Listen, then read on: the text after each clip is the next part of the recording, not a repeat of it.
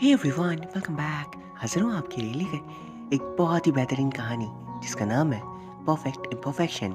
कहानी की शुरुआत में हमें एक लेजेंड के बारे में बताया जा रहा था। करोड़ों साल पहले की बात है।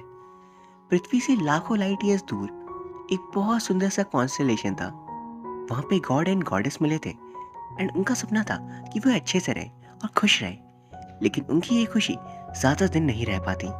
किसी तरह उन्होंने अपने प्यार को जिंदा रखने के लिए अपने अपने ज़ोडिएक साइंस को यूनिवर्स में सेफ जगह पे भेज दिया और आज वो हमारी पृथ्वी पे आकर बस गई हैं। एंड वो दो इंसान है, एना और जे।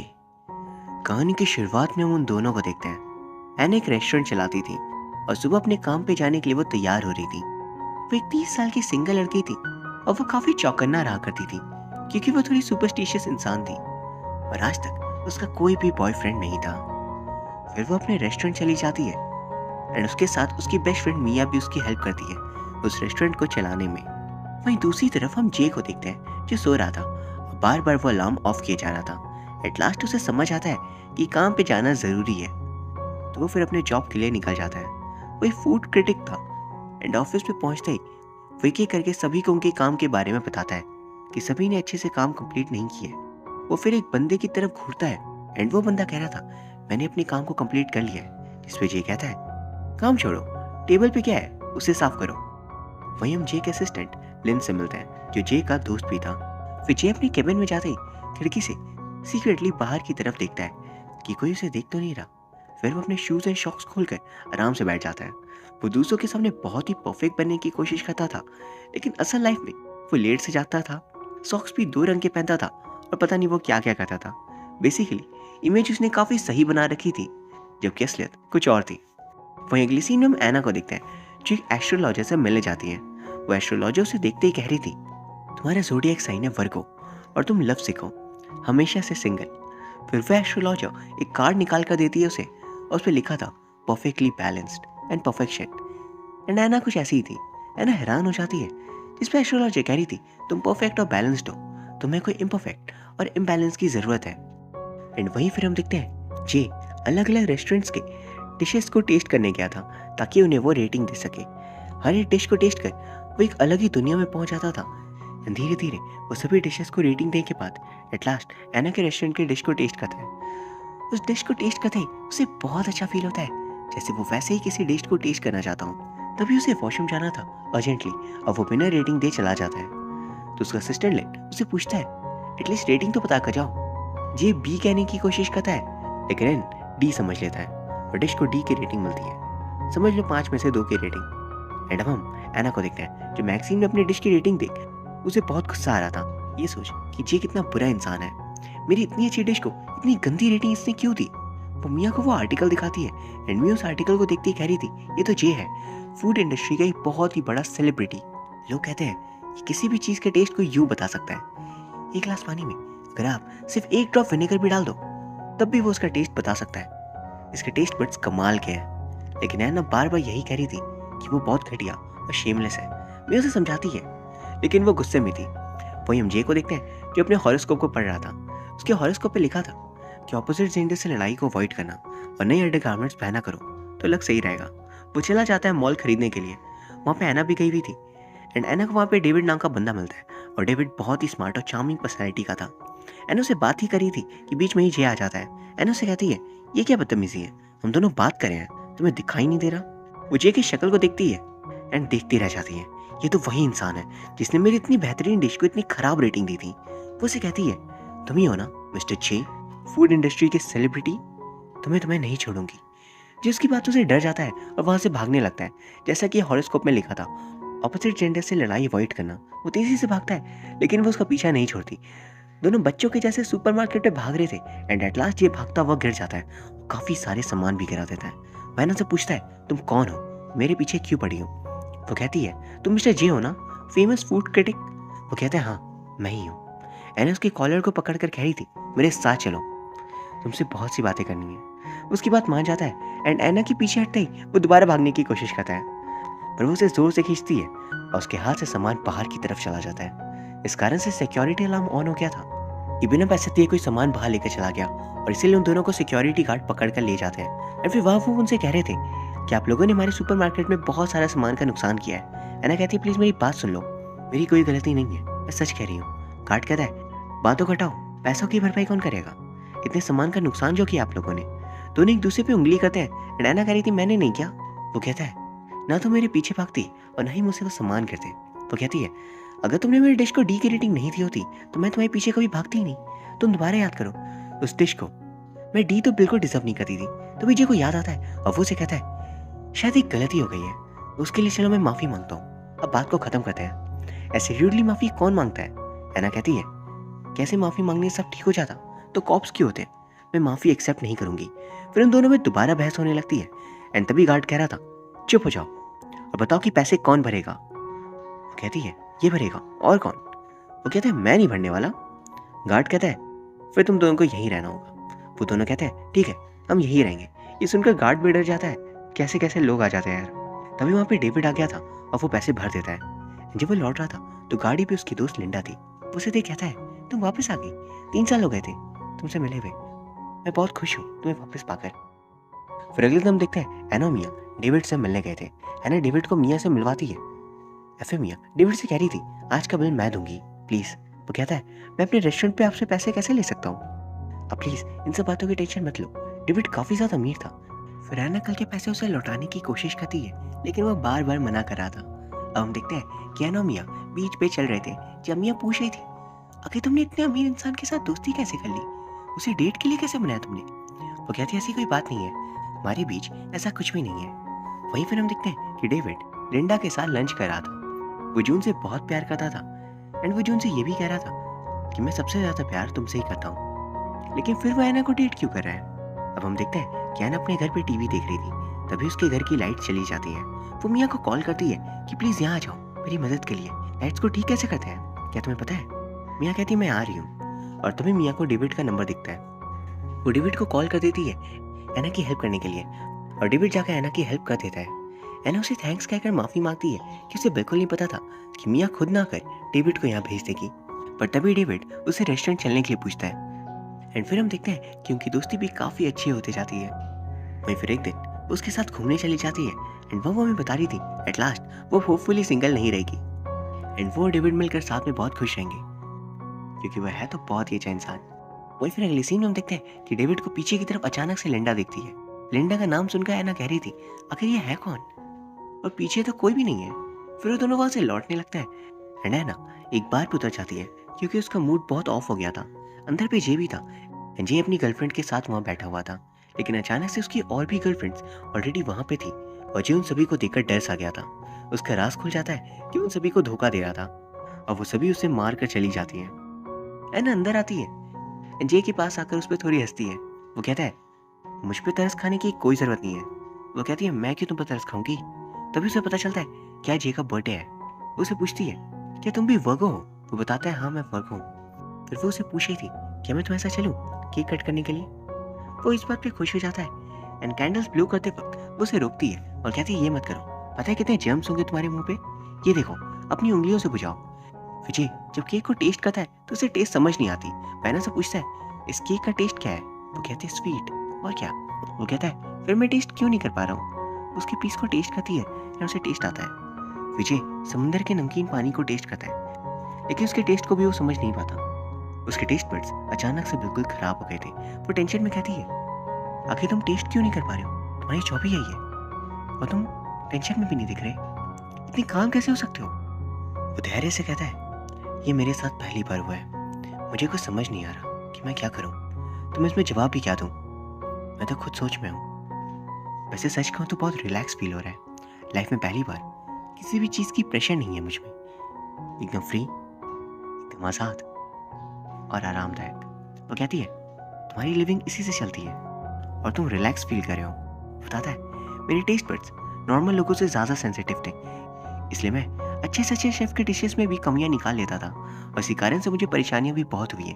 किसी भी चीज़ की तारीफ ही नहीं कर पाता था मैं। सभी लोगों को लगता है कि मैंने अपनी शॉप के लिए दुनिया में क्या कुछ नहीं टेस्ट किया होगा, लेकिन सच तो यह है मैं कभी किसी भी चीज़ को एंजॉय नहीं कर पाता। इसलिए मुझे लगता है कि मेरे टेस्ट बड्स का चला जाना ही मेरे लिए सही होगा। एटलीस्ट मैं उन चीज़ों को एंजॉय तो कर पाऊंगा, रिलैक्स तो फील करूंगा। अगले दिन वो डॉक्टर से मिलने जाता है एंड चेकअप के बाद डॉक्टर कहते हैं कि तुम्हें कोई भी इंजरी नहीं हुई है, तुम्हें साइकेट्रिस्ट के पास जाना चाहिए, वो तुम्हारी प्रॉब्लम को समझ पाएगी। वहीं दूसरी तरफ मैना और मिया को देखते हैं। मिया उसे समझा रही थी कि तुम डेविड से दूर क्यों हो रही हो।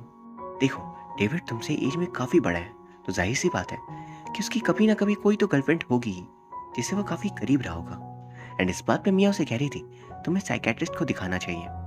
वो दोनों ही साइकेट्रिस्ट के पास चले जाते हैं। उनकी टाइमिंग भी कमाल की थी, एक ही क्लिनिक पे दोनों गए थे, वो भी एक ही वक्त पे। उन दोनों के सामने दोस्त गए हुए थे एंड बाहर लिन बैठा था और वहीं पे जाकर मिया बैठ जाती है। डॉक्टर से मिलकर जब जी बाहर आता है तो उसे ऐना दिख जाती है, तो उसके पास जाकर कह रहा था तुम भी यहाँ पे आई हो। एंड अगले सीन वो अपने रेस्टोरेंट पे थी और वर्कर को समझा रही थी काम अच्छे से करने के लिए। कुछ देर में वहाँ पे डेविड आता है और ऐना को अपने साथ चलने की रिक्वेस्ट करता है। वो मान जाती है। रास्ते पे वो उसे माफ़ी मांग रहा था। वो कहता है मुझे तुम्हें लिंडा के बारे में पहले ही बता देना चाहिए था, मुझसे गलती हो गई एंड इसके लिए मुझे प्लीज़ माफ़ कर दो। एक्चुअली में लिंडा डेविड की गर्लफ्रेंड थी जिससे वो बहुत प्यार करता था, लेकिन 3 साल पहले वो दोनों अलग हो गए थे। वही फिर अगले सीन में हम देखते हैं कि जे के असिस्टेंट लिन को इंटरनेट से पता चलता है एक आदमी के बारे में जो शायद जे के टेस्ट बड्स वापस लाने में हेल्प कर सकता है। एंड अगले सीन में वो सभी वहाँ पे चले जाते हैं।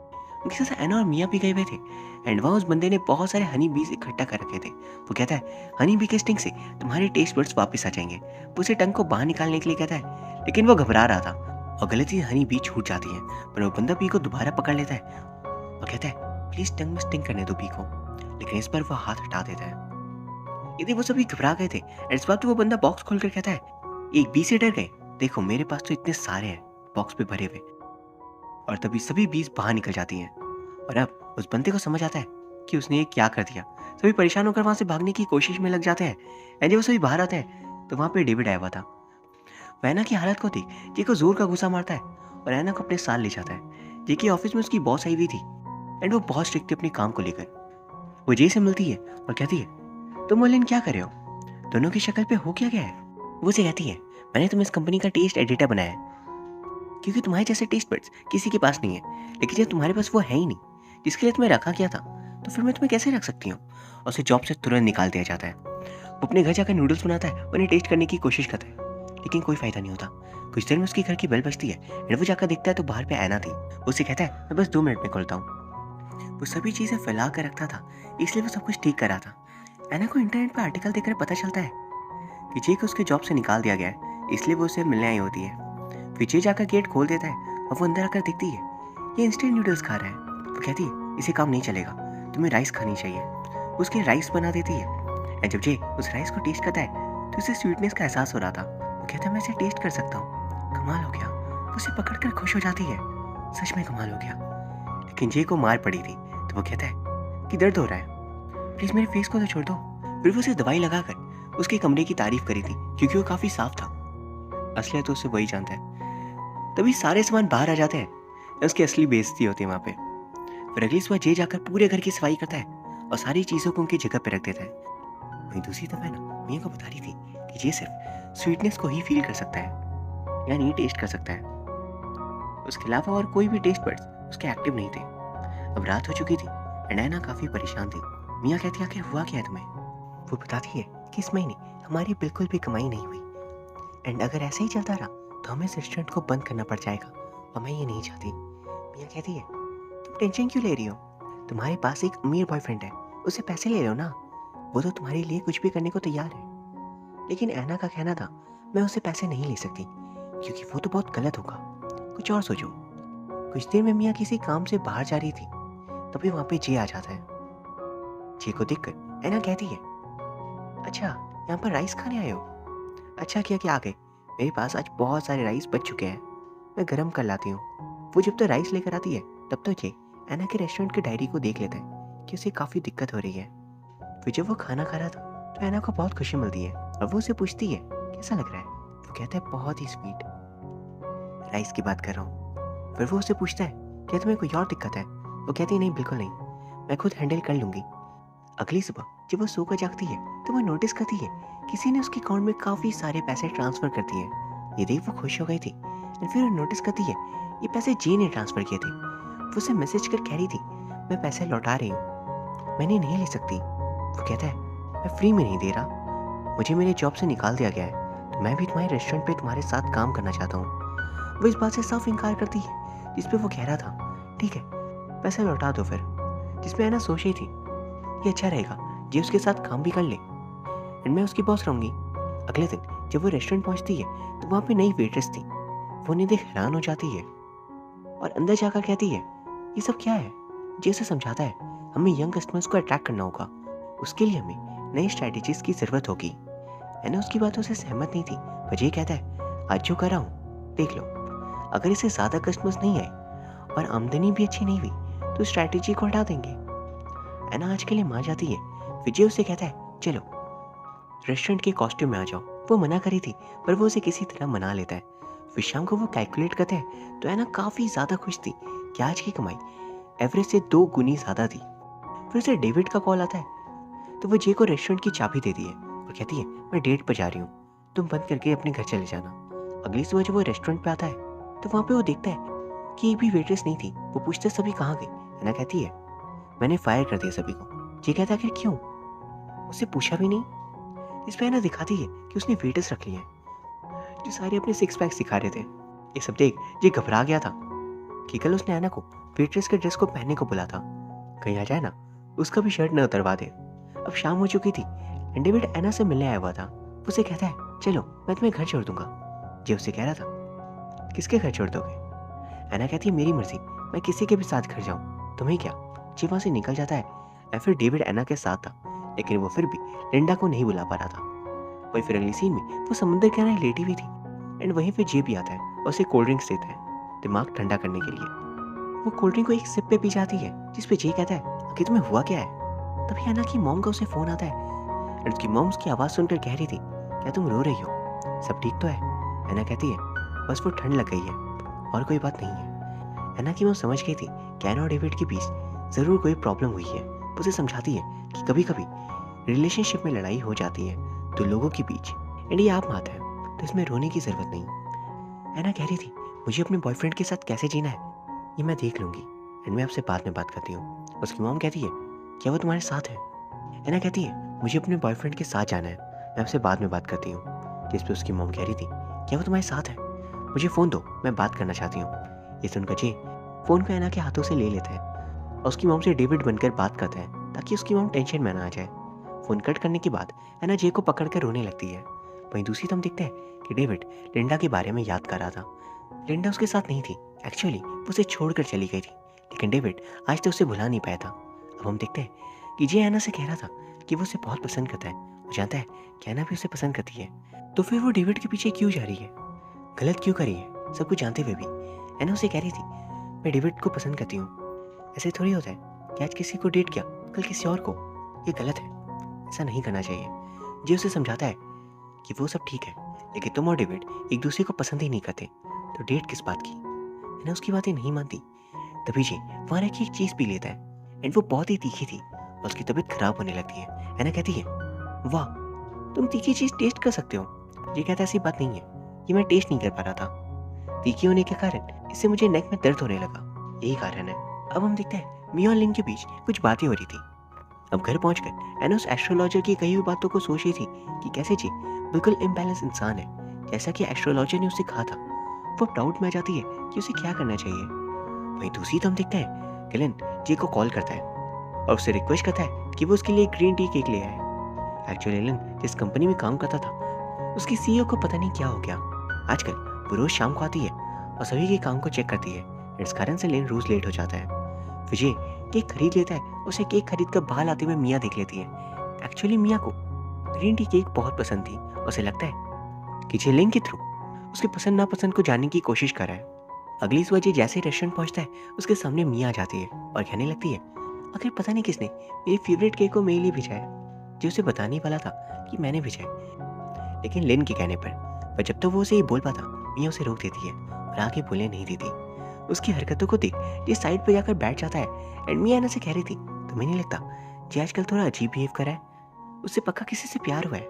ऐना कहती ऐसा कुछ नहीं है, मुझे तो नहीं लगता। मिया कह रही थी मैंने फिगर कर लिया जे को मुझ पर क्रश है।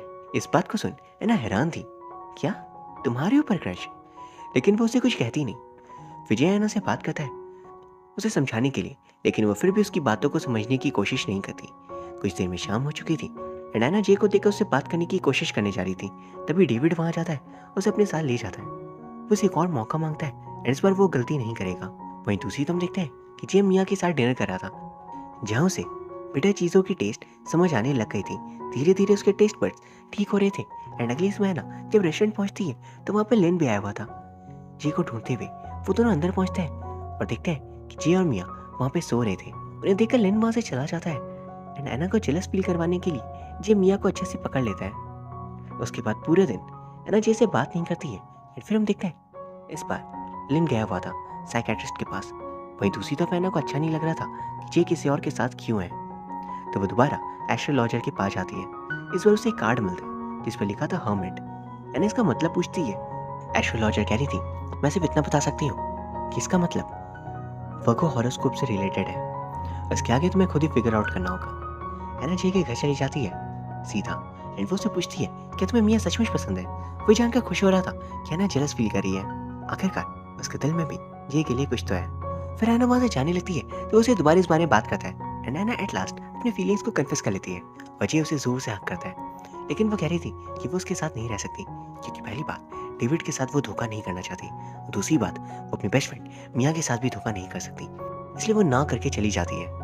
अगले दिन बार में जे गुस्से में मिया से कह दे और वो उसे वहाँ से जाने के लिए बोल देता है। तभी लिन जाकर मिया को संभालता है एंड वहीं दूसरी तरफ देखते हैं कि डेविड एना से बाहर कहीं दूर पे अपने साथ चलने को कह रहा था। उसे कहता है तुम वही अपने लिए नए रेस्टोरेंट को खोल लेना, और उसे वो शादी के लिए भी प्रपोज करता है। कुछ समय ऐसे ही बीत जाता है एंड हम देखते हैं कि जे तैयार होकर अपने ऑफिस के लिए निकल रहा था। उसके टेस्ट बड्स पूरी तरह से ठीक हो चुके थे और उसे दोबारा जॉब पे रख लिया गया था। फिर वो काम के सिलसिले में बाहर गया हुआ था एंड वहाँ उसे सुपरमार्केट में एना मिल जाती है। उसे देख ये स्माइल करता हुआ पूछता है कैसा चल रहा है सब। वो दोनों कुछ देर एक दूसरे से बातें करते हैं एंड ये पूछा था मैंने सुना है डेविड ने तुम्हें प्रपोज किया था, तो कैसे चल रहा है तुम दोनों का। वहाँ से पता चलता है कि एना ने शादी नहीं की, उसने ना कर दिया था।